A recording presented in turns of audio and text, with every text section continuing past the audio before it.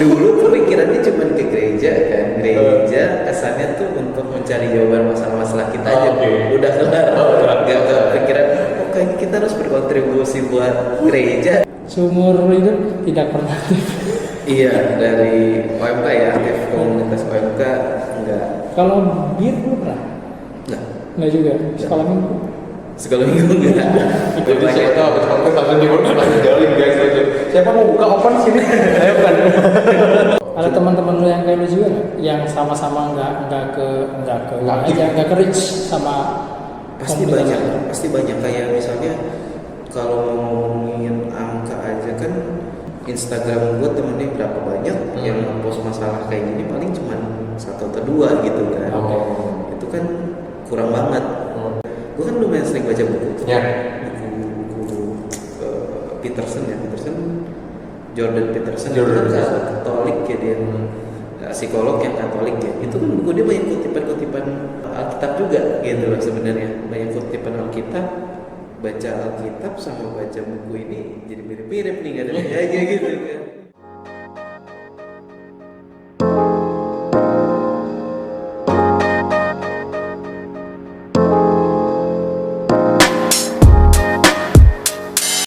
Halo teman-teman, ini adalah episode 1 dari Lumen Talk Podcast, segmen podcast OMK atau obrolan tongkrongan anak-anak komunitas OMK di Dukin Auto Media.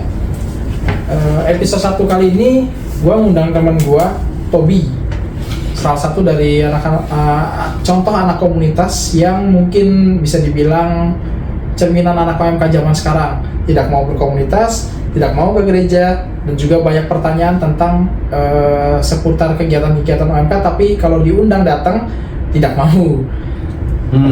Jadi episode kali ini kita mau membahas tentang itu guys. Ya intinya adalah bagaimana kita mencari teman kita ini apa sih yang membuat dia tidak mau untuk mengikuti kegiatan atau berkomunitas lah istilahnya gitu. Karena dari kecil backgroundnya itu tidak pernah aktif, baik dari bir gitu ya.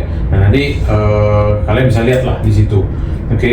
Dan ketiga, belajar berorganisasi di dalam komunitas itu pun juga dia kayaknya apa sih untungnya? Nah pertanyaannya apakah itu relate dengan kalian semua, bahwa kalau misalnya gue mau aktif di komunitas, apa sih keuntungan gue? Nah atau nggak usah komunitas, organisasi Katolik, apa sih keuntungan buat gue?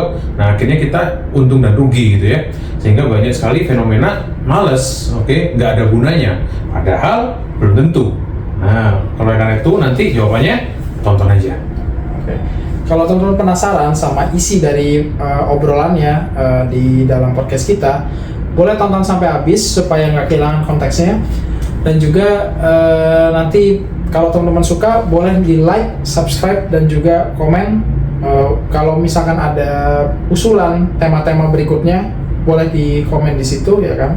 Jadi tanpa berlama-lama, kita sambut teman kita Toby dari Paroki Yakobus. Enjoy the show. Oke guys, hari ini kita kedatangan teman gua, kenal belum lama tapi kisahnya menarik. Bisa dibilang dia mewakili anak-anak OMK yang mungkin hari ini jarang aktif atau ya entah nggak mau aktif atau gimana, nanti kita dengar ceritanya aja langsung. Paling nggak mungkin dari fenomena yang sekarang ini kita bisa tahu kenapa, terutama buat para aktivis komunitas. Nih pertolongan Manuel Hatu nih banyak pertanyaan. Dia banyak pertanyaan karena ngajak ke youth-nya itu setengah mati. Ya kan, paling enggak youth-nya curhat begitu. Ya, nanti kita bisa gali lebih dalam. Toby, teman kita dari Kelapa Gading. Gimana kabar bro? Baik. Puji Tuhan. Ya, seumur hidup tidak pernah aktif. Iya, dari OMK ya, aktif komunitas OMK enggak. Kalau bir lu pernah? Enggak juga. Sekolah minggu. Sekolah minggu enggak. Benar-benar dari kecil guys. Yang fokus aja, gue dia fokus kan, Kelapa Gading yang fokus. Nggak tahu tuh udah sekolah minggu gitu. Malah nggak tahu ya. Kalau dulu saudara di Islambar Kristoforus tahu tempat sekolah minggunya. Kalau Kelapa Gading nggak tahu. Nggak nggak tahu ya. Oh ya guys, buat info, gue satu paroki sama Tobi di Yakobus Kelapa Gading. Dari kecil ya di situ ya? Dari kecil. Dari kecil ya.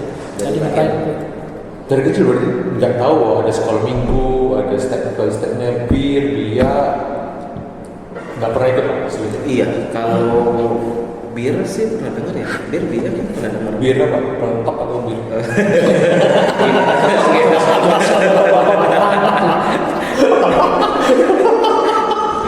Gitu. Hitam bro, kan? No, bercanda guys. gimana? Jadi wah, Jadi nggak ya tahu. cuman pernah dengar tapi nggak pernah ikutan juga. Nggak pernah ikutan. juga. Terus ya mungkin zaman itu belum kayak sekarang yang sosmed udah di share, kita udah tahu gitu Ah, ya. oke. Sekarang ada klik link di bawah situ. Dulu kan belum ada. Oh, tapi boleh nggak gue tanya dulu? Ya. Gimana? Ini, kan lu nggak pernah aktif, I mean, ya nggak pernah ikut bir, oke itu, which is kan itu masih kecil ya. Dan karena tidak tahu, Ya, karena tidak tahu, bukan karena nggak mau ya. Ketika beranjak dewasa nih, maksudnya beranjak gede lah ya, remaja atau SMA gitu, pernah nggak sih terbesit untuk, oh ya sebenarnya ke gereja ini ngapain, atau ada ke gereja cuma minggu doang, atau memang ada aktivitas lain? Pernah sih kepikiran sesuatu seperti itu?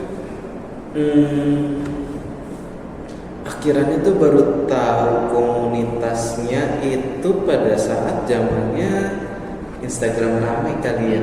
Oke. Hype dari Instagram. Ya, tapi dulu belum ada yang official, itu kan masih dikit ya.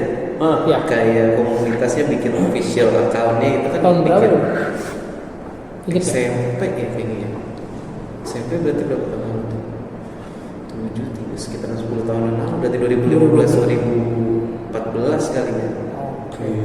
Dan di teman-teman lu sendiri nggak ada teman-teman yang aktif di gereja lah, misalnya putra altar kayak Putra putri altar ada. Oh, ada. Ada. Terus lu nggak pernah melihat dia aktif di putra altar nih? Gua nggak pernah bertanya dan tertarik untuk diajak aktif. Berarti Kalau sebagai putra putri altar sih enggak. enggak ya? Pada saat itu enggak. Jadi nggak ada pengen jadi romo gitu ya? Berat kayak gitu. Ya, tapi kalau putra putri altar, misinar tahu lah ya. Kalau misinar tahu. Tahu ya, Mistina deh. Oke. Gitu. Oh ya, sekadar Tahu buat kita info. tahu cara masuknya juga pas itu. Oh nggak tahu cara masuknya. Oh. Tadi ngomong bir tuh bina iman remaja ya guys, bukan ini hati-hati ini ntar salah persepsi nih. Oke, oh berarti kalaupun tahu ya benar sih, karena tapi sekolah dulu sekolah Katolik kan ya? Sekolah Katolik. Sekolah Katolik ya. Nah itu aja nggak tahu ya, harusnya terintegrasi gitu, dia share gitu, kebuka atau lingkungan tahu. Kalau bilangnya dulu komunitasnya ada lingkungan ya, pas kecil kita tahu ada lingkungan. Cuman ya itu, kalau komunitas lingkungan untuk remaja anak itu kurang tahu ke situ tuh. Bener, tapi benar. Gue dulu di Cirebon, itu tahu misinar itu diarahin memang dari sekolah dulu awal. Oke. Awalnya. Karena sekolah Katolik ya. Sekolah Katolik. Tanpa bermaksud menyalahkan sekolahnya ya guys. Maksudnya ya memang ada beberapa yang miss aja gitu. Ada yang kayak mungkin nggak diinfo atau gimana kan juga bisa. Again kita nggak tahu kondisi sekolahnya kan kayak gimana.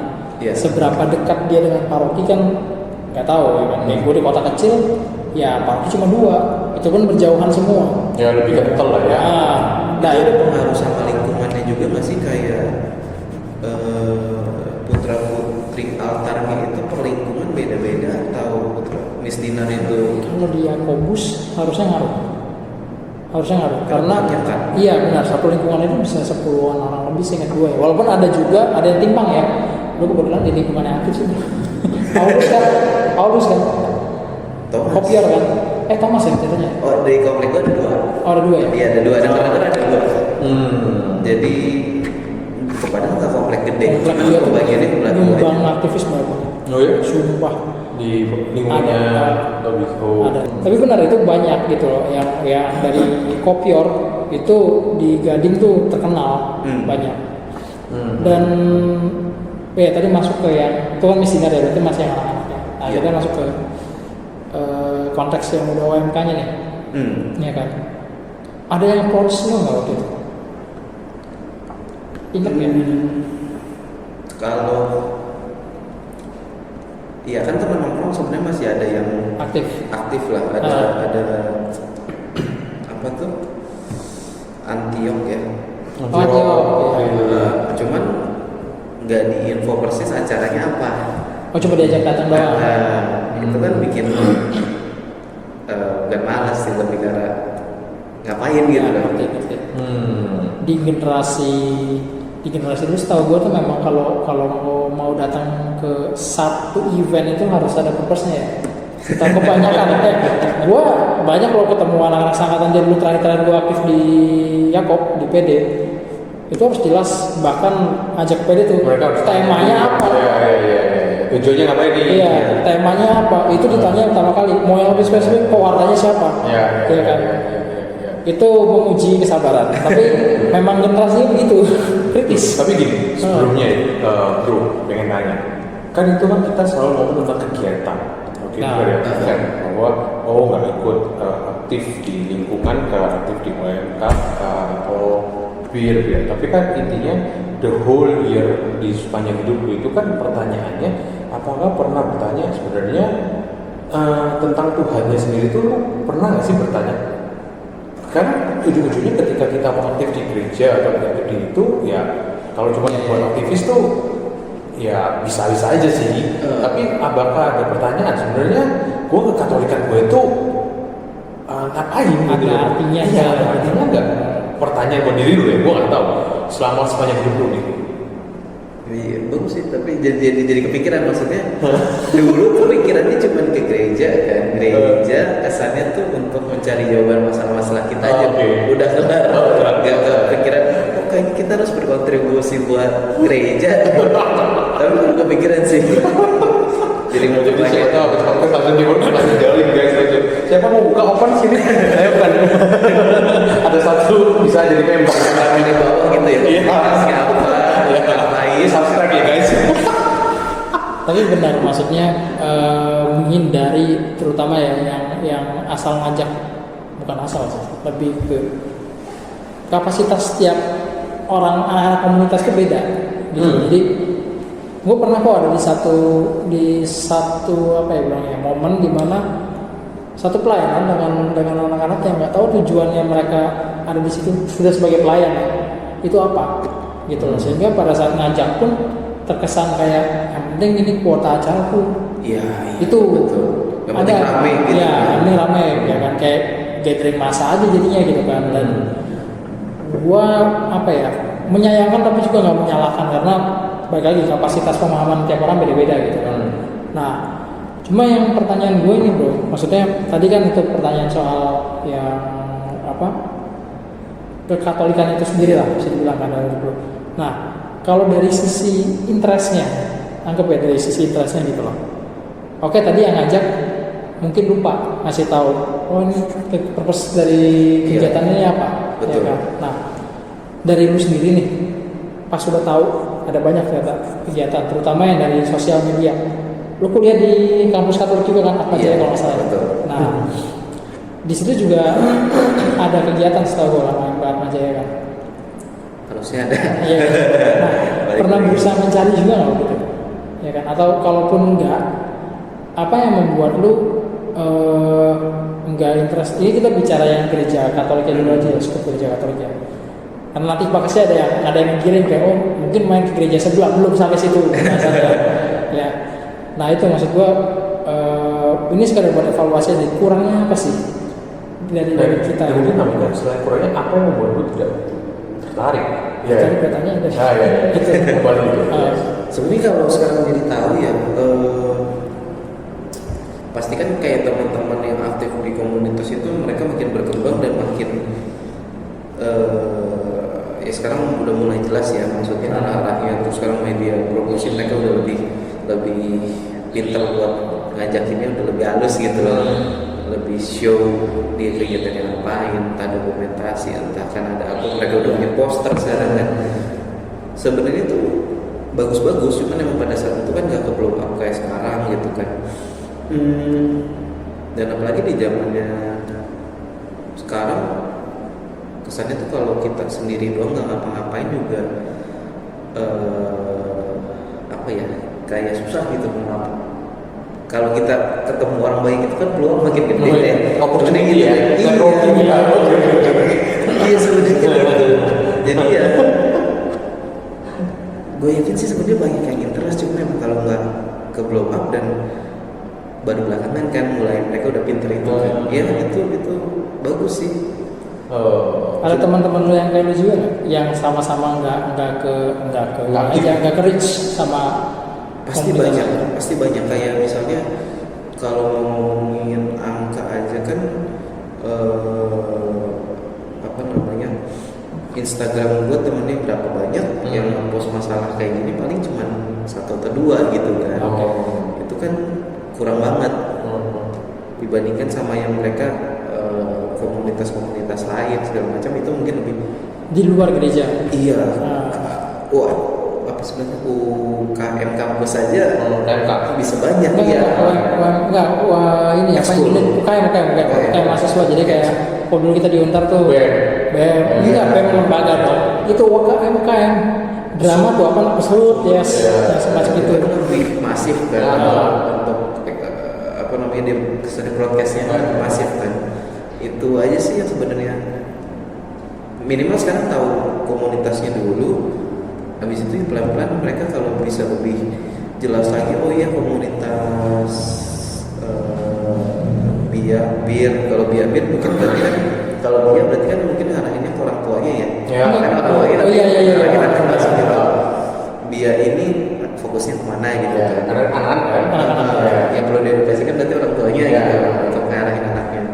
Tapi setelah Bir udah mulai remaja langsung target ke orangnya gitu kan. Tapi ya exposure itu sih. Tapi kalau ngeliatin sekarang udah banyak menarik, banyak apa namanya, ngobrol sama yang sekarang masih aktif juga, mereka cerita seru-seru sih sebenarnya. Cuma ya kalau sekarang sampai masih sesama nggak aktif pernah ngobrol nggak? Kenapa lu pada nggak ini gitu? Tapi mungkin gue potong dulu. Ini menarik sih. Menarik guys. Karena gini, dulu pas zaman gue ya, kalau misalnya gue ngajak orang gitu ya, ikut dong acara gue gitu, PD atau enggak acara komunitas gue, kecenderungan selalu ada kata-kata omongan meskipun itu bercanda. Enggak, gue takut kebakar. Iya. Fenomena itu kan sering terjadi. Gua nggak tahu yang di generasi sekarang, tapi iya generasi kita ya. Benar kan? Dan itu membuat gue bertanya sebenarnya, kebakar memang gue mau bensin. Yang penting dibilang kebakar coy. Gua pernah ada yang ngajak RHDR waktu itu. Awas jangan ikut itu, ntar jadi orang gila katanya. Ke sana. Makanya sesuai. Ini yang gue pengen tanyain ke Tobi. Oke, kita coba melihat lebih dalam lagi ya. Namanya kan konteksnya apa nih? Dupinal bukan grup, jadi bertolak lebih dalam. Nah, apakah ada nggak sih terbesit di pikiran lu? Karena ini adalah acara kerohanian, sehingga ada barrier atau apa ini, tembok yang kita Stigma. Iya, stigma. Kalau gua ikut, enggak lah, terlalu suci. Oke, nanti beneran kebakar nih gua. Gue coba translate pakai bahasa ini ya, apa namanya? Gue mau coba menebak apa yang ada di pikiran anak-anak itu ya. Gini, mereka takut di usia itu mereka masih mau involve di tanda kutip keduniawian. Kalau mereka masuk ke dalam kerohanian gitu loh, apalagi di usia mungkin 17 tahun sampai dengan 22 lah, di mana mereka masih bisa jati diri di situ. Mereka akan kehilangan chance untuk berkembang secara duniawi. Itu berlaku betul. Enggak, tapi betul loh, ada kepikiran kayak gitu juga. Maksudnya nggak, barrier agama sih nggak begitu ngaruh ya sebenarnya. Buat personal lu nggak ya? Apalagi kan lingkungan Katolik, keluarga Katolik, sekolah Katolik gitu kan. Ya wajar mereka menawarkan ya kayak Teman-teman begitu. mayoritas juga Katolik ya. Iya, cuman ya bahkan banyak barrier sebenarnya yang kayak gitu, yang ngomongin apa namanya, kesannya ini terlalu rohani gitu. Ya. Itu banyak yang sebenarnya akan mikir kayak gitu. Atau soal investasi waktu, ngaruh nggak? Nah itu kan yang lucu sebenarnya kalau ngomongin investasi waktu. mereka kalau nggak ikutan acara-acara ini, ikutan apa?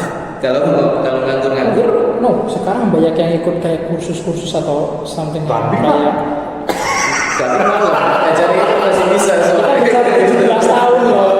Bisa loh, 17 tahun ya benar. Oh, iya, Banyak loh di kan. Indonesia ya lupa ya.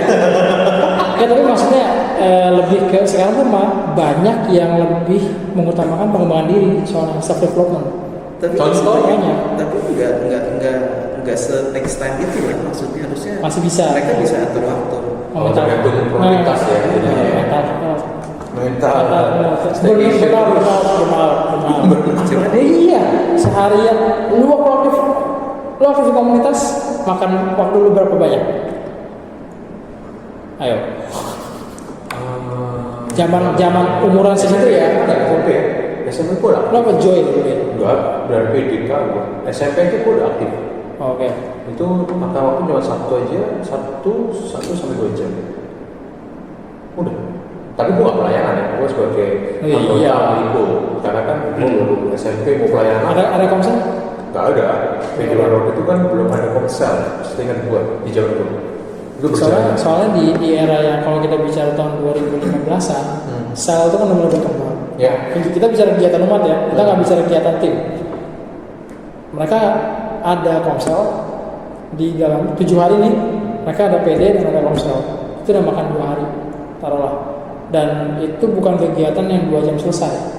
Kalau kita bicara dari awal mulai sampai selesainya ya, kayak gitu. Nah, gue nggak tahu di pikirannya anak-anak yang zaman sekarang mungkin melihat kakak-kakaknya aktif waktu itu, ya kan? Trauma itu. Iya kayak enggak ada hitung-hitungannya jadinya kayak ini worth it nggak sih? Yes. Saya nggak sih gitu loh kayak Iya. mungkin nggak tahu kalau dulu gimana gitu. Ada kepikiran kayak begitu nggak? Enggak, kayak kita berasa nggak sih kalau makin kita berumur tuh waktu kayak berasa makin cepat. Iya. Benar. Yang banding kita SMP SMA tuh kayak waktu lama Iya, banget. apalagi lebih kelas gitu ya. Iya. Lama banget. harusnya keburu. Cuman kalau pada saat itu ya case gue ya exposure-nya nggak gitu gede. Terus eventnya ya nggak disosialisasikan dengan jelas. Lain. Oke. Promosi gitu. Tapi kan kalau ngomongin self development namanya berorganisasi kan, secara langsung ini berorganisasi kan. Nah. Berkomunitas pasti Di dalam komunitas dapat sisi organisasinya itu menurut kita. Tapi buat orang yang awam nih, dia nyorotnya di kerohanian dia takutnya. Ya. Takutnya. Aku nggak mau ikut aktif organisasi. Jadi yang dilihat nih, ini Komunitas. organisasi mungkin ya betul organisasi, tapi dalam konteksnya organisasi apa dulu gitu loh. iya. Kayak coba dibedah aja, misalnya komunitas apa yang Opo ikutin pas itu SMP. SMP gua aktif di PD, sebuah organisasi. Paroki ya. Lingkungan lebih arah. Jadi lingkungan itu sudah ada PD sendiri sebenarnya. Oke. Sudah dibuat ya seharusnya. Itu ikut tapi nggak jadi timnya setelah SMA SMA kelas 1 gitu ya. Which is buat gua karena gini, orang bisa aktif di dalam komunitas karena dia mendapatkan suatu benefit. Iya. Ya. Betul dong? Betul. Oke. Nah, ada 2 pertanyaannya. Kalau you sudah ikut komunitasnya tapi you tidak dapat benefit, orang kan juga cenderung forward apa? Iya, betul. Dan in that time pada waktu gua SMP itu gua ikut komunitas, gua merasakan suatu benefit lain. Meskipun di zaman gua nggak semua orang SMP coy itu ikutnya PDK. Ya itu lumayan berat sih. Itu berat. Itu lumayan berat. Oke. SMP kelas 3 gua udah ngalamin PLB. Oke, SP seminar pertumbuhan. Jadi NADRK itu udah 2 kali 3 kali SMP. Nah, tapi yang gua rasakan, gua mendapatkan sesuatu yang teman-teman gua tidak dapatkan menurut gua in that time. Sehingga gua memberikan waktu gua. Dapatkan itu berarti dalam arti apa, ilmu? No. Nah, balik. Yang mungkin membedakan adalah karena ini kok organisasinya Katolik. Oke. Nah, itu hubungannya sama yang di atas. Pengalaman iman. Pengalaman imannya. Relasi betul. Relasi dan relasi. Nah, karena banyak orang ikut organisasi, mereka stage-nya adalah ke level networking. Iya. Benar ya? Oke, kalau gua gini, gua lihat nih, wah kalau kayak Edwin semua nggak deh? Nggak mau. Bercanda ya guys. Di dalam podcast bisa ngebully. Jadi sebenarnya networking itu juga Itu nggak salah. itu tidak salah, tidak salah. Tanpa disadari kita punya teman juga. Iya. Cuman ketika berada di organisasi kerohanian, ternyata itu demandingnya berbeda dengan ketika kita ikut organisasi seperti BEM atau kita organisasi judo. Goalnya Ya, lain ya. Goalsnya lain. Goalsnya lain. Karena di dalam kerohanian itu akhirnya menjadi personal apa ya, Experience. komitmen dan experience, sehingga akhirnya gue mau aktif di komunitas kerohanian karena gue mendapat sesuatu dari Tuhan. Iya. Karena gue dikasih Tuhan, oke, gue kasih free time gue untuk give back. Oke, sedangkan kalau gue sama, mungkin semua orang sama, gue mau jadi pengajar di judo karena gue mendapat suatu benefit dari judo, sehingga gue mau give back. Ya. Tapi instead of hobi, nah ini istilahnya ini kita ngomong tentang ada ukuran yang lebih besar lah Yes. untuk yang di kerohanian itu sendiri ya, gitu loh. Mungkin bisa dibilang seperti itu. Makanya pada waktu itu kalau gue aktif di PD, banyak orang bilang, wah lu suci banget.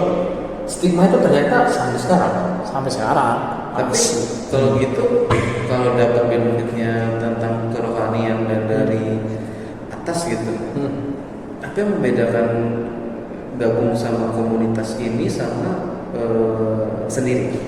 Dosa sendiri, Oh, dosa sendiri. yang ini yang apa namanya, yang mengembangkan kerohaniannya sendiri. Ya, jadi kalau gue simple, kalau gue melihatnya adalah kalian tahu arang kan? Arang sate itu. Kalau satu arang berapi, bisa nggak kira-kira bakar satenya? Nggak bisa. Satu orang nggak bisa. So kalau arang ini tetap bisa bakar sate, itu dibutuhkan banyak arang, benar kan? Iya. Oke, dan itu saling membakar kan? Karena kalau kita doa sendiri, kita bisa lihat pada waktu zaman COVID, ketika COVID dilepas, berapa banyak orang sendiri ke gereja lagi udah malas. Iya, benar. Tapi kalau karena ini rame-rame, ada orang yang mengingatkan, lu udah ke gereja belum? Nah, akhirnya itu akan membuat iman kita akan lebih maju bersama. Nggak bisa serta merta apa ya, berjuang sendirian juga sih. Yes. Maksudnya lebih ke yang orang lupa ya, kayak gereja Katolik nih. Bentuk gereja Katolik itu sendiri, gereja Katolik itu sendiri, bukan gedungnya.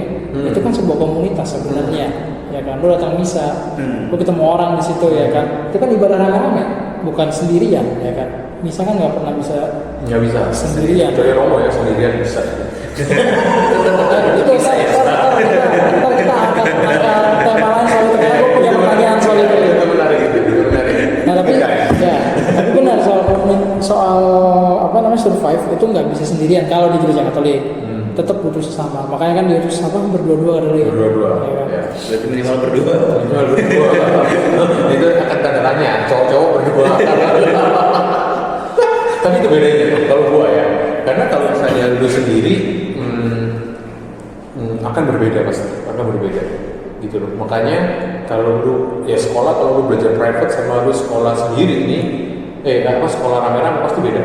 Iya, betul. Private school sama Private school, homeschooling sama public school. ya, sama public school pasti beda.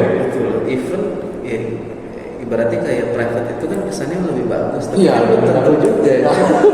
Ada sisi boringnya kan? Iya. Lu lagi. Iya. Bener ya? Tapi kalau lu di publik, mungkin ada teman lu, kita bareng-bareng dari perang gitu kan, bisa diskors rame-rame, itu lebih punya memori.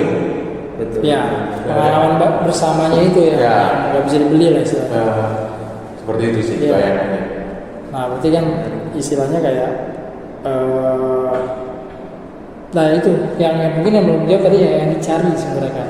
Gitu. Jadi kalau misalkan oke, mungkin belum bisa aktif dulu nih sekarang, gitu kan. Belum bisa, nah, ya gue nggak tahu ya masalah kebutuhannya itu udah terpenuhi atau memang belum menyadari, ya kan, sama udah dapat penggantinya. Iya. Kan karena gue pernah dengar ada yang nggak perlu deh yang apa namanya aktif terlalu gitu, ya kan, karena kan yang dicari kurang lebih hampir sama dengan apa yang gue dapat di luar. Ya. Ada yang gue kadang-kadang bertanya sih, maaf yang selevel. Gue kadang-kadang nanya begitu. Gimana bro? Ada pengalaman nggak atau ada cerita ngobrol-ngobrol sama teman-teman yang lain gitu, mungkin pernah ada obrolan ke arah situ. Iya, tapi menarik dengan apa tadi bisa dapat dari luar juga kayak gue kan lumayan sering baca buku. Ya. Buku Peterson Jordan Peterson itu Jordan kan Peterson. Katolik ya dia, psikolog yang Katolik ya. Itu kan buku dia banyak kutipan-kutipan Alkitab juga gitu loh sebenarnya, banyak kutipan Alkitab, agama lain juga kayaknya dia mengutip gitu kurang lebih. Tapi secara pikirannya kadang-kadang kan kita mikir ya baca Alkitab sama baca buku ini jadi mirip-mirip nih kadang-kadang ya gitu kan. Tapi mungkin ada yang sama berkomunitas tadi kayaknya kita bisa dapat dari luar doang. Tapi ya kayak tadi itu masuknya kesaksian atau psiko, jadi kayak cerita iya selama berkomunitas ini dapatnya ini itu kan sebenarnya bahan jualan lah buat mengajarkan sebetulnya. Itu kalau ditanya nyarinya apa, nah itu kurang tahu juga tuh sebenarnya makanya. Tapi kalau begitu denger ini, oh iya ternyata bisa dapet ini. Oke, berarti kita mungkin jadi kepikiran, oh kita ada kebutuhan ini loh. Oh belajar agama ya sendiri, belajar agama Katolik terutama itu misalnya rame-rame akan lebih masuk itu dibandingkan sendiri gitu kan. Jadi ya kalau nggak dikasih tahu kadang-kadang kita juga nggak gitu kan. Kita butuh rame-rame gitu. Jadi ya mungkin perlu banyak-banyak apa sih istilahnya itu sosial apa ya, kebutuhan sosial kebutuhan sosialnya tuh sekarang tuh antar manusia modern sekarang ya itu makin menurun memang gitu loh. Jadi ya harusnya logiknya kan karena manusia sosial nggak usah diingetin kan kalau ya kita harus punya jalinan relasi dengan sesama gitu ya kan. Ya, cuma mungkin sekarang manusia udah beda kan. Udah iya karena zamannya udah berubah juga ya kan. Zaman udah berubah, manusia lebih individualis ya kan. Cuma kalau tadi masalah buku menurut gua kalau as long dia tadi manusia Katolik ya, Jordan Peterson. Dia kalau itu kan karya jatuhnya berarti ya. Dia jadi pintu gerbang orang yang mungkin tadinya nggak pernah ke gereja tapi mungkin suka dengan bukunya dia. Iya. Hopefully bisa mengubah hidup orang itu kan Tapi itu kan dua mata pisau ya. Bisa membuka atau orang malah nggak tahu udah cukup nih atau malah bisa kesini aja gitu kan. Jadi ya itu menarik juga sih. Tapi gue pernah soalnya aku juga baru ingat cerita soal ada orang yang udah katekumen dibaptis dewasa kan, terima komuni sama krisma komplit lah intinya, ya kan, sakramennya komplit semua. Ya dia setelah itu dia nggak pernah misalnya dia doa aja di rumah gitu ya kan. Ada orang kayak gitu juga, gue pernah dengar. Dia merasa kebutuhannya udah tercukupi dengan hidup rohani sendiri ya kan, gitu. Ya cuma dalam hal ini gue nggak bermaksud untuk ngejudge yang begitu ya, dalam artian ya setiap orang punya perjuangannya sendiri-sendiri lah. Kita nggak tahu di balik orang itu nggak mau ke gereja itu ada apa gitu, itu kita nggak tahu ya kan. Cuma mungkin yang kurang dari sekarang tuh kalau kita di sisi komunitas ya mungkin kurang mau bergaul nggak sih. Jadi gini, gue pernah dengar gitu, salah satu faktor juga kenapa orang-orang ya misalnya anak-anak yang di luar sana yang nggak aktif itu ya kayak lu misalnya gitu kan, mungkin diajak tapi ada juga yang merasa begini, lu ngajak gua lu mau kenal gua sebatas mau ngajak gua ke komunitas lu. Ya udah di balik batu itu modus. Nah boleh kalau cewek oh itu banyak. Contohnya. Nah poin gua adalah dari yang gua inget dulu ya zaman contoh di kampus dulu kan, ya artinya ada yang bilang kayak ya lo kalau misalkan mau mereka bisa datang ke rumah lo ya lo harus bersahabat dulu sama dia kan. Kalau nggak bakal mau, istilahnya begitu kan. Nah ini nih suka jadi bahan apa ya, di counter gitu loh, kayak namanya komunitas yang eksklusif. Nah gue ngeliatnya dari dua hal. Kalau lu sebagai pribadi orang anggota komunitas itu lu eksklusif, lu salah. Dia bilang kenapa? Kalau eksklusivitas lu berarti lu membatasi pertemanan lu cuma ingin di dalam komunitas saja, lu pikiran lu seperti itu. Tapi Tapi kalau dibilang atas nama ya kita jangan sampai eksklusif, terus jadi pembenaran untuk pelayanan di 2 tempat, komitmen lebih dari 2 komunitas, ya kayak gitu, ya itu juga salah sih, itu juga karena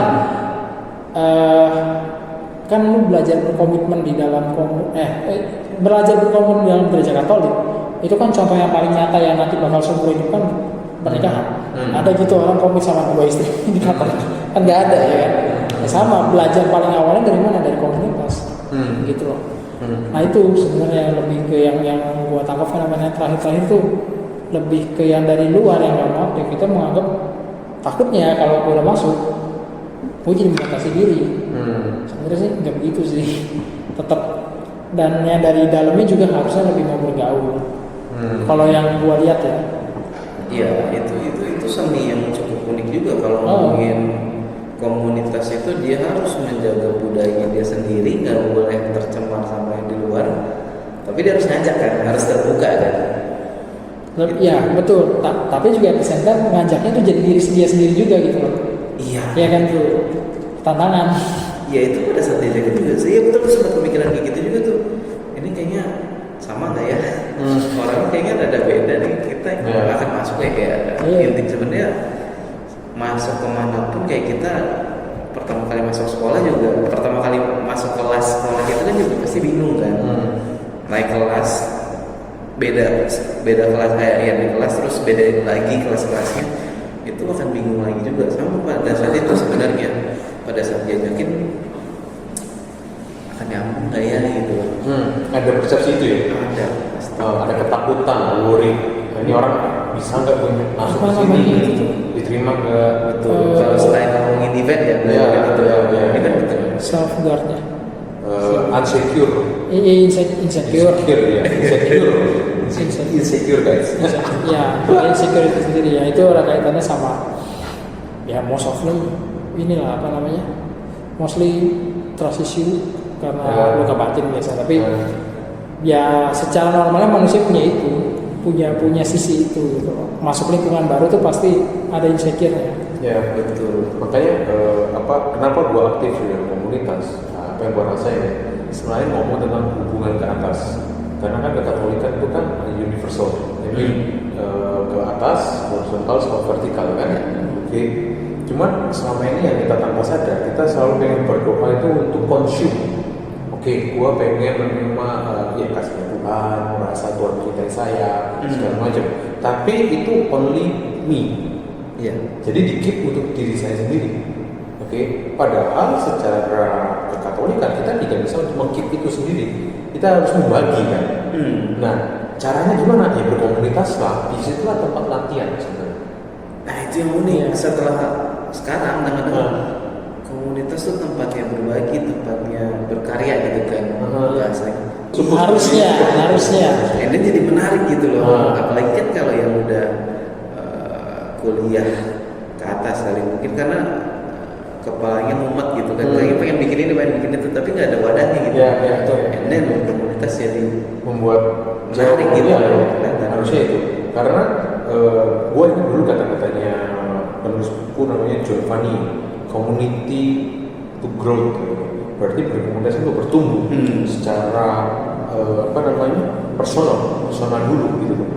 Jadi dia tulis bahwa jangan mencintai komunitasnya, tapi mencintai lagi orang-orang di dalam komunitasnya. Nah itu paling berat. Karena kalau kalian ngomong wadah, kita boleh suka wadahnya nih, karena belum tentu kita suka orang-orang di dalamnya. Iya. Oke. Sedangkan challenge-nya, kalau kita mau bertumbuh, kita harus mencintai orang-orang di dalamnya. Juga tidak hanya wadahnya. Gue suka di rumahnya, tapi gue gak suka orang-orang di dalam rumahnya. Gimana coba? Iya. Gimana mau jadi rumah di situ? Gak mungkin lu usir orangnya terus Gak mungkin. sendiri wadahnya kan. Contoh misalnya kita 3 bersaudara gitu ya. Gue suka nih rumah gue gede nih, ada kolam renang, ada lapangan basket, soccer, segala macam. Iya. Suka nih. Tapi gue gak suka sama adik gue. Gimana jadi rumah? Gak enak juga malah. Gak bisa kan? Iya. Nggak bisa. Jadi yang kita harus sadari betul adalah ketika kita enter dalam komunitas atau masuk dalam komunitas, kita harus sadar betul untuk menilai orangnya dulu. Benar. Karena rumahnya bisa di build up. Iya. Benar dong, kita bisa bangun. Oke, kayaknya karena gua sayang sama adik gua, kita bisa bermain bersama. Akhirnya menciptakan memori yang baik. Memori, oke, kita bikin yuk lawan basket sendiri misalnya, bersama-sama. Nah, mungkin sederhana tapi bisa bermain bersama. Yang kadang orang yang ingin aktif di dalam gereja karena mereka pengen perform. I am the only one yang pintar. I am the only one yang apa namanya pengaruh punya otoritas. Iya. Itu juga pedang bermata dua. Iya. Nah, sedangkan kalau buat gua, ketika gua berada dalam suatu komunitas sekarang, karena gua udah hampir 20 tahun berarti di komunitas gua ya sekarang, itu ya gua belajar itu real konkret mencintai. Karena gak gampang orang masuk lagi sebagai orang baru, gua anggap sebagai saudara gak gampang. Iya. Betul. Oke, dan dia punya luka, gua punya luka. Iya. Oke, jadi ya itu maksudnya ya itu challenge-nya sebenarnya. Cuma pertanyaan gue buat Tobi nih, setelah sejauh ini, setelah lu dengan sekarang 25 guys ya, single ya? Enggak, gue siapa ya. Tapi ada nggak sih akhirnya ketika ngobrol, ketika berjalannya waktu ya dengan usia, terus akhirnya gue punya kerinduan. Ada nggak sih sampai sekarang? Kayaknya gue menarik juga kalau gue bisa aktif di gereja itu dulu. Gue nggak tahu ya, apakah ada kepikiran begitu kan? Iya. Ada, pasti ada kepikiran. Wah, kenapa? Kok bisa kayaknya bisa kepikiran? Dari yang aktif, terus ada kepikiran, desire-nya. Itu nyari wadah ya, pasti. Ya, ya kayak kehidupan setelah kuliah kan boring ya. Kerja, terus habis itu kerja, pulang tidur kerja. Atau ini ada pertanyaan yang lu udah maksudnya selama 25 tahun lu hidup gitu ya, lu udah melanglang buana kemana-mana segala macam, ada pertanyaan yang lu sampai sejauh ini belum dijawab dan mungkin komunitas atau di gereja nih lu belum sempat sentuh terlalu dalam, mungkin ada jawaban di situ gitu. Iya, kalau misalnya pertanyaan, walaupun belum tentu ada jawaban di situ ya, tapi maksudnya kepikiran aja gitu kan. Ini gue belum pernah kebuk nih sektor ini nih. Betul. Itu salah satunya ya itu ya apa kayak pengen tahu manusia di dalamnya gitu, pola pikirnya gimana. Terutama kan sekarang di psikologi kan lulusannya kan psikologi. Kita kayaknya tuh kepo banget masalah orang tuh. Kenapa sih kayak gitu? Itu jadi ya pengen tahu sudut pandang gitu tuh jadi terbuka gitu. Jadi memperluas wawasannya. Iya. Ya apa ya? Kayak kalau psikologi larinya ke HR, agama juga salah satu, agama komunitas beragamanya juga ya nanti mempengaruhi cara kinerja dia misalnya gitu kan. Itu kan kita perlu tahu tuh. Relate ya. Kayak kita mengkategorisasikan orang-orang gitu kan. Ya kalau kita nggak pernah tahu komunitas agama, ya gimana kita mau bilang gitu? Padahal dia bisa aja nulis kan, oh kita tahu dari mana. Harusnya kita ngerti nih, kebayang nih, oh dia akan Seperti pribadinya apa? gimana? Karena kan komunitasnya di sini gitu. Jebolan sini lah kalau Oh, maksudnya gini, jadi kalau kita jadi tahu gitu ya, commonnya nih gimana, kalaupun dia berbeda, minimal kita tahu kenapa dia berbeda gitu kan. Jadi ya semakin kesini makin merasa kayaknya harusnya banyak yang bisa didapetin gitu. Ya tapi mungkin kalau pada saat anak dan remaja yang mau harus itu dari orang tua kali ya dorong untuk pada saat itu orang tua juga mendorong harus oke gitu. Ya karena support dari keluarga dulu ya. Iya. Karena gue dicemplungin, gue realize gue SMP itu dicemplungin sama orang tua gue ke PD, berat banget ya. Itu nyokap lu ikut itu. Jadi nyokap bokap gue itu ikut PD-nya yang dewasa. Ya, karena gue punya saudara Umum. tante gue itu juga aktif pelayanan di BDK bersama dengan anak-anaknya. Jadi pada waktu gue masuk, anak-anaknya itu kalau nggak salah juga aktif sebagai timnya. Akhirnya ya sudah, oke ikutin aja. Kelas SMP saat itu gue cemplungin di PDK sendiri, ada saudara sepupu gue. Ya, dan akhirnya malah gua satu komunitas juga sama saudara gua yang di Surabaya, aku masih di Surabaya. Lalu dicemplungin akhirnya. Apa ASM? Hah? Oh bukan. Oh, bukan. Bukan. Kirain. Bukan ASN. PD lokal. Oh, paroki lokal. Gereja di Gunsaga. Gitu. Tapi jadi sebenarnya jadi apa namanya, insight tersendiri. Ternyata belum tentu anak muda Katolik ya OMK ya, ini malas, bisa jadi emang dorongan dari keluarga aja kan. Iya, itu bisa jadi satu faktor kalau menurut gue. Iya. Nah. Dan bisa jadi ngegulung terus kalau makin nggak aktif. Nah, itu maksud gue sekarang gini. Berarti kan dengan perkembangan zaman kayak sekarang ya, artinya kan juga ada perubahan mindset ya. Yang ditakutkan adalah orang tuanya juga ya, terutama yang nanti generasi kita bakal jadi orang tua nih, juga udah nggak melihat itu sebagai satu keperluan. Ya. Ibaratnya kayak terlalu membebaskan, walaupun gue pengusung utama kebebasan ya sebagai anak gitu. Tapi maksudnya gini, tetap harus diarahin kan, tetap harus diarahin. Nah, yang ditakutkan adalah ketika orang tuanya cuek dan biar anaknya nanti milih, ya kan. Iya.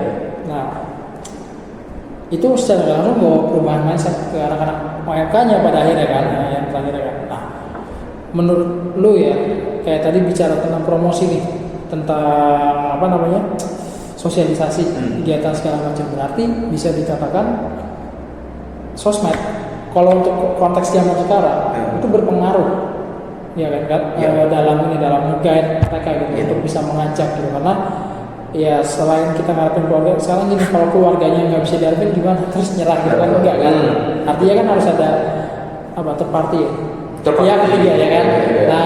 Nah itu third party-nya udah otomatis komunitas yang langsung terjun buat ngajak orangnya. Betul. Nah platformnya apa? Itu kan pertanyaannya kan, karena kan nggak mungkin diketokin satu-satu kan. Iya. Ntar mirip yang lain. Iya. Ini sih saya di sini. Kan jadi nggak tahu tuh. Nah jadi maksudnya artinya kan itu ngaruh ke lo kan, terutama kayak lu tadi tahu beberapa kegiatan dokumentasi itu cukup memberikan gambaran lah. Iya betul. Iya kan. Nah itu kan hal yang baik untuk dilakukan dan baiknya diterusin gitu loh. Iya. Komunitas. Ya growing-nya bukan arahnya komunitas, makanya bisa dibilang ke hal yang lebih baik ya. Iya.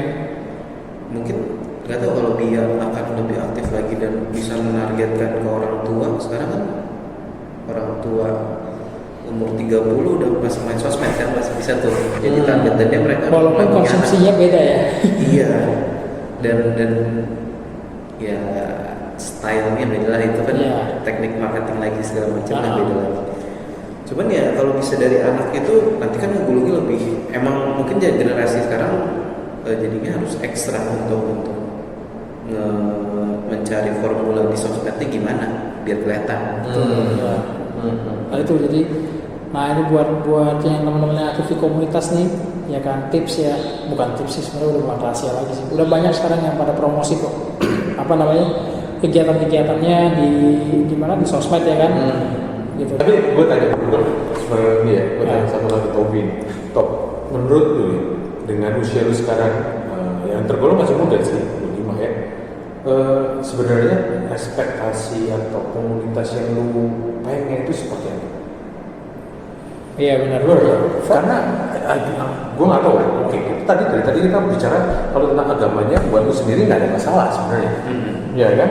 Nah, sehingga gue harus bertanya lebih karena curious aja ya, penasaran. Idealnya gimana? Iya, menurut lu sendiri ya, nggak ada ideal. Tapi maksud gue, menurut dia ini dia mencari sesuatu yang seperti apa sih komunitas yang lu dibayangkan lo? Kalau ngajarin agama itu kan kayak ngajarin mindset ya sebenarnya. Karena gue basicnya psikologi, itu ngajarin mindset tuh rada unik. Kadang-kadang lu bisa ngajarin agama. Tadi kita ada bahas masalah prinsip sama masalah fisiknya, gerakan fisiknya gitu misalnya. Bisa jadi kita ngajarin gerakan fisiknya dulu aja. Jadi udah lakuin aja dulu, ntar baru kita terangin gitu. Atau kita terangin dulu baru nanti kita lakuin gitu. Teori dulu baru aplikasi, atau aplikasi dulu teori gitu. Kayaknya kalau untuk anak remaja, anak kecil mendingan aplikasi dulu aja. Karena kesannya kalau anak kecil kita dengerin terlalu filosofis semua, prinsip-prinsip semua, kita bingung gitu. Tapi kalau yang gerakan fisik, oke, kita lebih tertarik gitu loh, dan langsung ada hasil nyatanya kan. Misalnya kita ngerangkai apa, langsung ada hasil nyatanya kan. Gitu loh, barulah nanti ada prinsip-prinsipnya. Terus kalau di psikologi ada teknik pelatihan namanya bukan teknik apa namanya, jadi pakai via games misalnya gitu, habis mediasi, media Iya. via-nya gitu kan. Jadi kita main games dulu, habis itu baru ditanya lah pelajaran apa yang didapat gitu kan, yang basic tuh. Nah kayaknya kayak gitu-gitu akan lebih menarik gitu. Dan menurut itu juga menarik buat lu. Iya, itu yang kayaknya kalau komunitas bentuknya kayak begitu, ya kan komunitas dalam tanda kutip melatih juga kan, untuk teknik pelatihan itu bisa juga dipakai gitu loh. Itu kalau secara teori itu kan sebenarnya yang kita praktekin langsung itu kan lebih cepat diserapnya juga gitu sebenarnya, daripada kita cuma dengerin Teori aja gitu ya. mendengarkan teori doang. lebih ngaruh, lebih masuk. Oke. Tapi emang itu jadinya nanti harus mikir lagi, harus merombak lagi apa yang selama ini terjadi kan. Tapi actually udah ada kan yang melakukan itu. Nah kalau soal udah ada malah lebih bagus lagi, tinggal di share aja. Dan Itu kan praktikal banget. Iya, enggak, maksud gua yang udah lama ya, yang gua tahu ya, yang udah apa namanya? Dari dulu ini kan ngomongin praktikal nih. Ya yang gua tahu sih Antioch ya. Mereka jauh lebih, makanya kan sering dipertanyakan kerohaniannya kan. Tapi kalau kita bicara hasilnya dari secara apa namanya? Pengembangan diri nih, self development, mayoritas dari mereka yang aktif di Antioch jadi sih secara self development. Antioch itu dan hanya 2 tahun berapa ya? Hah? Hanya 2 tahun. Ya, karena kan usianya kan memang usia yang apa namanya udah jelang mau lulus SMA kan. Mereka itu sudah bisa. Enggak. Tadi ngomong contoh kan. Contoh aja. Udah ada. Nah, maksud gua mungkin bentuk-bentuk lainnya, terutama Banyak ini kayaknya kayak di sekarang capset ini banyak ada Iya. ya. Tapi cap itu juga sebenarnya kalau ngomongin komunitas Katolik ya, yang lebih praktikal itu kan kita ngomongin oke nih, misalnya ternyata praktek lebih menyenangkan daripada kita belajar teorinya gitu ya. Kalau di BIA lebih banyak teori atau banyak praktek juga? praktek sih kalau Praktek. dia banyak Karena kan main. lembaga kecil. Itu kan kurang lebih kan 11-12 kali sekolah minggu. Ya. Cuma karena usia anak-anaknya lebih tua, ya pasti kegiatannya jauh lebih enggak semain-main kayak yang sekolah minggu. Kalau sekolah minggu dari yang gua tahu dari zaman gua sih itu bermain sih itu. Itu lo termain nyanyi ya kan. Ya, karena kan bagaimanapun gereja juga udah research sebenarnya. Iya. Di usia-usia segini mereka tidak bisa dikasih just Kegiatan yang ya mereka warnai kayak sudah ada sebenarnya. Mereka sudah betul. setahu gua ya. Gitu. Kalau dia ada kegiatan yang lebih beratnya lah gitu. Challenge saya memang yang remaja ke atas sih. Challenge saya itu. Gue tuh cuma khawatirnya apa? Regenerasinya. Karena belakangan tuh udah mulai berasa. Oh iya kan beda sih. Udah mulai berasa ya. Tapi emang secara generasi ya, rada gap generasi juga secara sifat emang generasinya berubah. Oh iya. Dari yang apalagi kalau sekarang misalnya yang pengurusnya hidup di era yang pernah tanpa HP gitu kan, berarti udah HP aja masih kagok, akan ketemu generasi yang dari lahir udah HP nih, dari kecil udah ngeliatinnya HP nih, ini akan Lagi Emmanuel era tahun 2000 yang gue lagi aktif di Yakobus tuh 2017 ya sampai 2020 itu ketemu nggak tuh 3 generasi itu?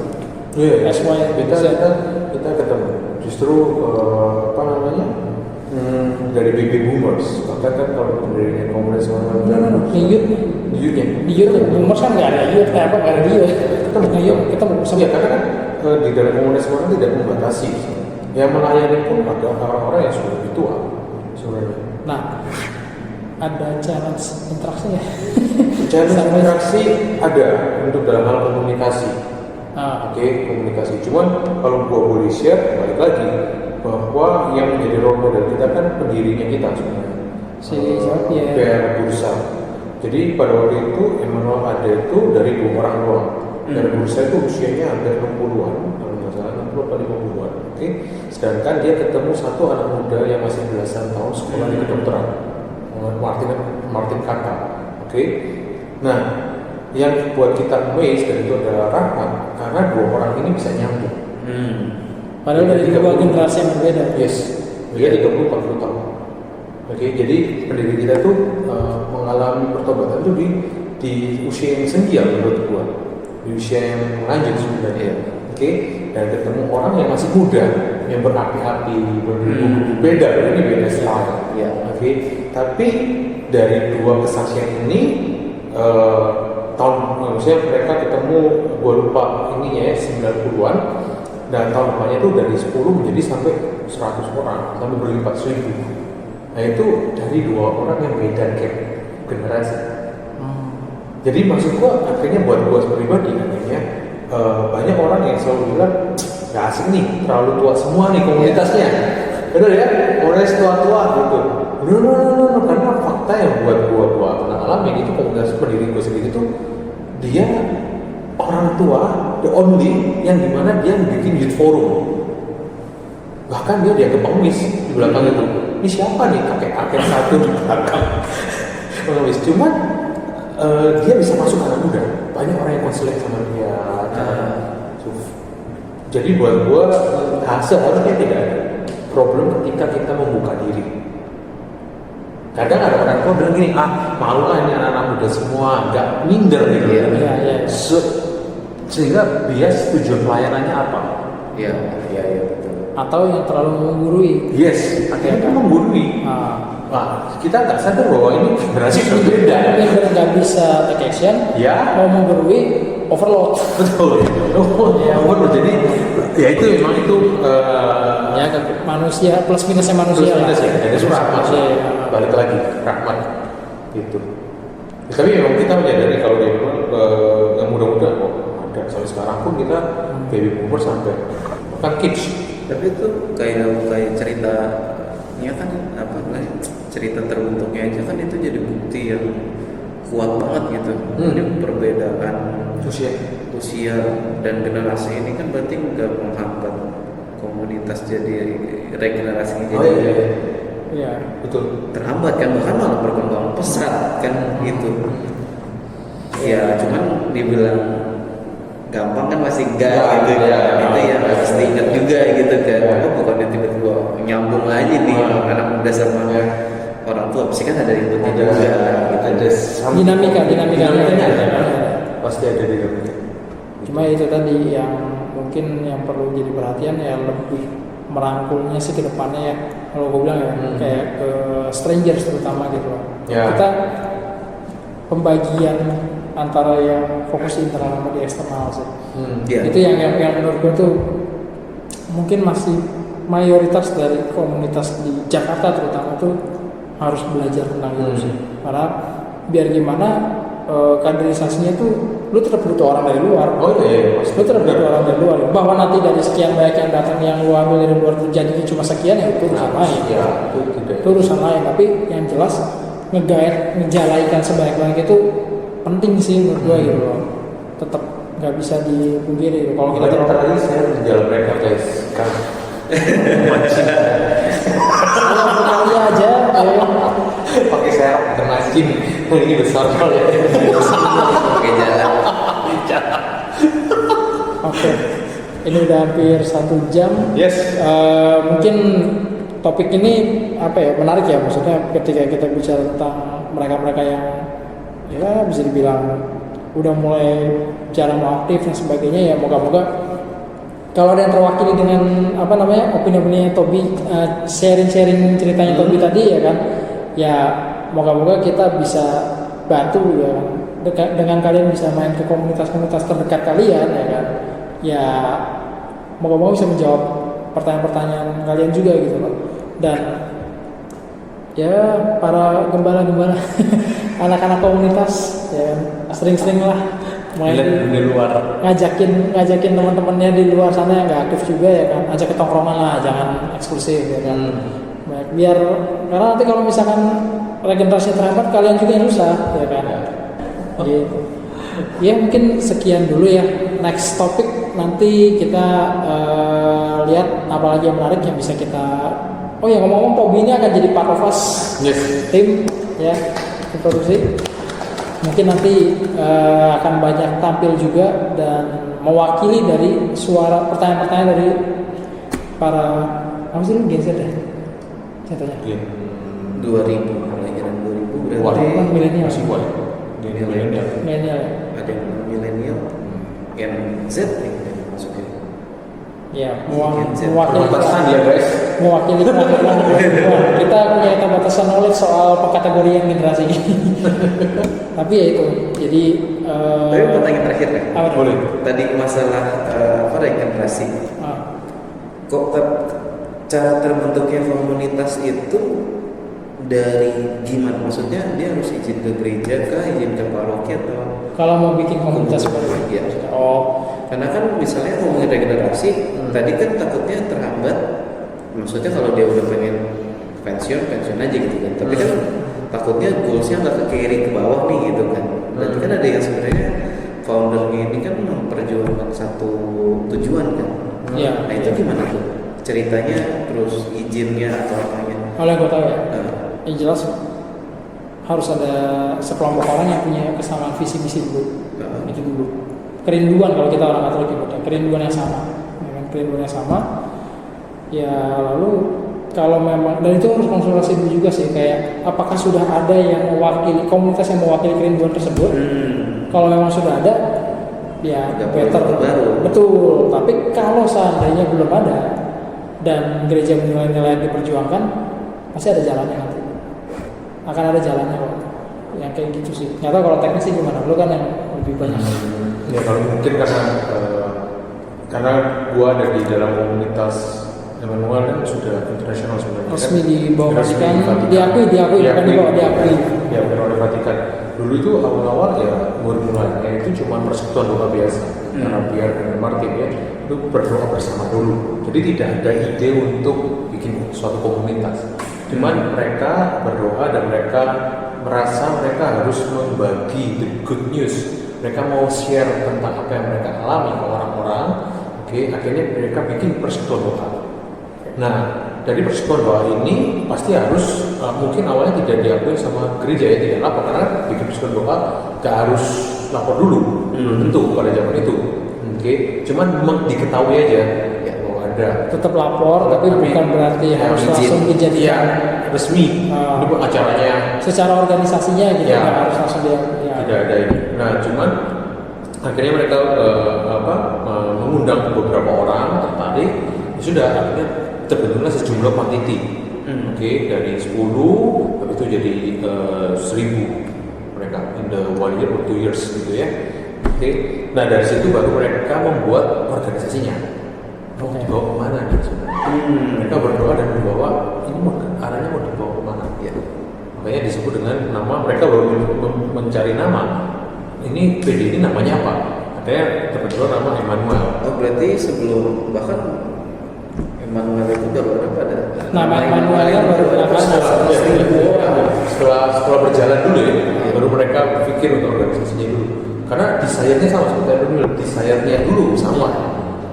Oke, mereka mengalami suatu desire yang sama karena dari pembaruan karismatik pada waktu itu mereka ikut acaranya di US, balik, mereka bertemu, mereka sharing, mereka menjaga semangat yang sama, berdoa bersama. Itu habis 80-an kalau nggak salah. 40-an. 80. 80-an. 80-an. Jadi ini jadi Soalnya saya lemah di dalam angka dan sejarah kan. Berarti Nanti saya diprotes sama ketua saya. Enggak, bukan. Maksud gua kan, dulu kan ada yang namanya camp mahasiswa itu loh, yang katanya pencurian Roh Kudus pertama itu kan. Ya. Gua bicara Roh Kudus pertama, maksudnya pencurian Roh Kudus yang kaitannya dengan karismatik. yang di depan sakramen Markus Jadi itu awalnya kita. Itulah komunisme. Oh, oke, berarti itu masih dari kalangan yang sama kan berarti kan? Yes. Oh, Jadi itu yang diceritakan di Romo Desi Ramadhani yang sekelompok orang yang Iya. beradorasi bersama dan pencurahan di dalam itulah komunisme Tuhan. Itu mereka yang akhirnya kembali ke Europe kan? Kan sebagian stay di US. US. Yang Europe itulah kita. Itu memang Itu ada benang merahnya bro. ada benang merahnya. Ada benang merahnya. Nah jadi ya kalau misalnya nanti mau bahas tentang komunitas Manualnya sendiri ya itu udah bukan saya guys, saya ini semua.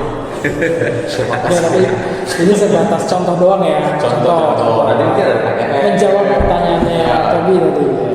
Iya, karena setelah tahu kan berarti komunitas ada nilai-nilai perjuangan itu kan juga jadi daya tarik tersendiri kan. Ya, pasti. Harus digaungkan benar-benar. Mau lebih jauh lagi kongregasi misalnya itu panggilan pelayanannya lebih spesifik lagi dan lebih banyak lagi. Apa namanya kayak komunitas gua yang gue ikutin sebenarnya hampir sama dengan kongregasi. Formatnya karena akhirnya ketika mereka berkumpul sebagai komunitas mereka menjadi romo. Nah akhirnya mereka pergi ke romo kalau nggak salah Dominikan untuk sebagai pembimbing spiritual. Nanti si Pierre segala macam untuk lapor lah. Nah, oke. Akhirnya mereka lapor bahwa kita membentuk komunitas, ada satu moderatornya dari Dominika, dan mereka yang mengetahui romo ini. Mereka cari nih romonya. Nah, dilihat bener enggak nih, sesat enggak gitu kan? ajarannya Segala macam. Nah, berbumbu dan di situ ada orang yang terpanggil menjadi seorang romo. Nah, mereka baru, oke, saya mau menjadi romo. Nah, itu disusun sampai ke Vatikan.